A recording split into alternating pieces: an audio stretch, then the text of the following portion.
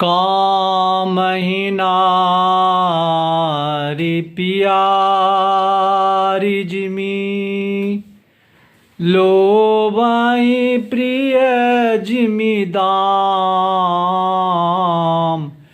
तिमि रघुनाथ निरंतर, प्रिय लागहि मोहि राम। कामहि नारी पियारी जिमी, लोभहि प्रिय जिमी दाम। तिमि रघुनाथ निरंतर, प्रिय लागहि मोहि राम। महामंत्र जय जपत महेशु, काशी मुक्ति हेतु उपदेशु। गुरु भाइयों बहनों,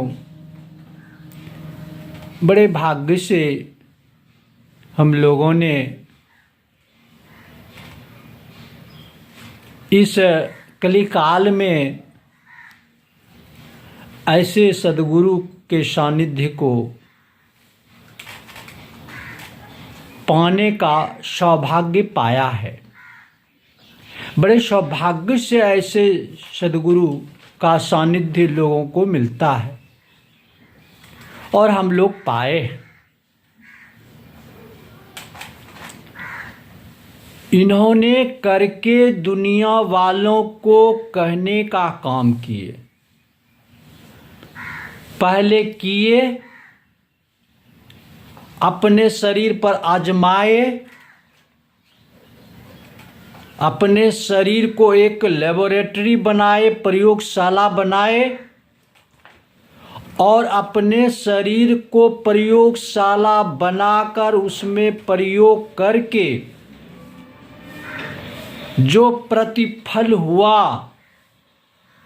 और जिस प्रोसेस से प्रतिफल की प्राप्ति हुई, उस प्रोसेस को पदावली में अंकित करने का काम किए हमारे सद्गुरु ने।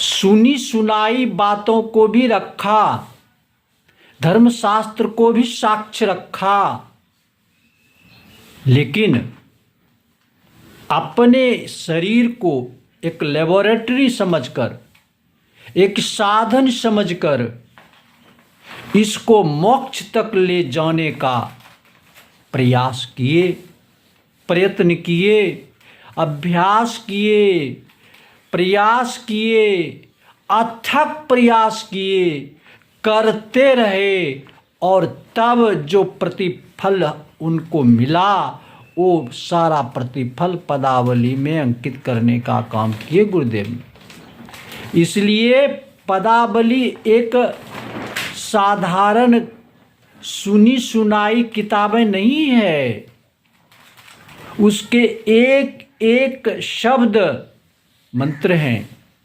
महामंत्र हैं। इसलिए हमें उनके बताए हुए मंत्र को, सिद्ध मंत्र को जपना चाहिए। जपने से शरीर के अंदर में जो पवन है वह पवन पवित्र हो जाता है। पवन की पवित्रता होते ही यह शरीर सुडोल हो जाता है, वाणी मिठास हो जाती है, वाणी में एक आकर्षण उत्पन्न होता है और शरीर को सुकून उत्पन्न होता है। लगता है कि हाँ, हम शरीर में हैं, शरीर मेरा साधन है।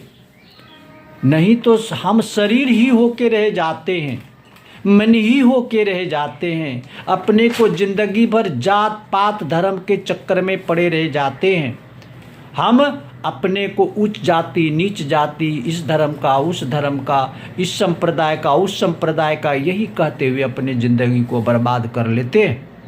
लेकिन गुरुदेव के बताए हुए मार्गों पर चलकर जिसने जाप जपा और सुरति को साफ किया, फिर सुरति पर लिखने की चेष्टा किए और सुरति पर लिखने के बाद प्रभाव पड़ता है। अगर आप मंत्र को सुरति पर लिखेंगे, योग हृदय वृत्त केंद्र बिंदु सुख सिंधु की खिड़की पर लिखेंगे, तो उसका प्रभाव शरीर पर पड़ेगा। आपका प्राणवायु गतिशील हो जाएगा।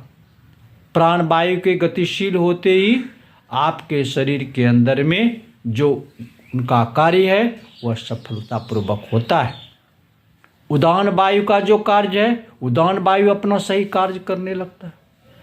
उरय स्थानम उदानस नासा नाभि गलाश्चरित वाक् प्रवृत्ति प्रयत्नो ऊर्जा बल वर्ण स्मृति क्रिया, इतने कार्य हैं वो करते हैं। वाक् प्रवृत्ति प्रयत्न, ऊर्जा बल वर्ण स्मृति क्रिया, उससे ऊर्जा प्राप्त होती है। हम ऊपर की तरफ उठते हैं, हमारे विचार ऊंचे होते हैं, उच्च विचार होते हैं, अंतःकरण से विचार उत्पन्न होते हैं। श्री सद्गुरु महाराज की जय।